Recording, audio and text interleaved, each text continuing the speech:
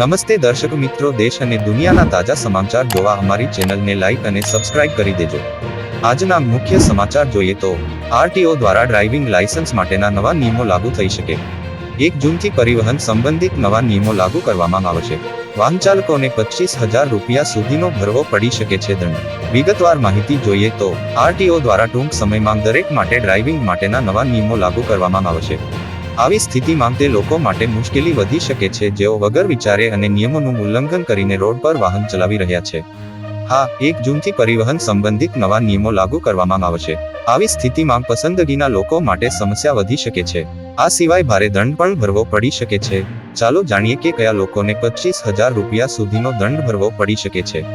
નવા નિયમો 1 જૂનથી લાગુ થશે। 1 જૂન 2024ની સરકારી પ્રાદેશિક પરિવહન કાર્યાલય આરટીઓ દ્વારા ડ્રાઇવિંગ સંબંધિત નવા નિયમો જારી કરવામાં આવશે। સ્પીડિંગ અને ઓછી ઉંમરના વાહન ચલાવવા માટે ભારે દંડ ભરવો પડશે। નિયમો અનુસાર જો કોઈ વ્યક્તિ વધુ ઝડપે વાહન ચલાવે છે તો તેને 1,000 થી 2,000 રૂપિયા સુધીનો દંડ ભરવો પડશે। 25,000નો દંડ ભરવો પડશે।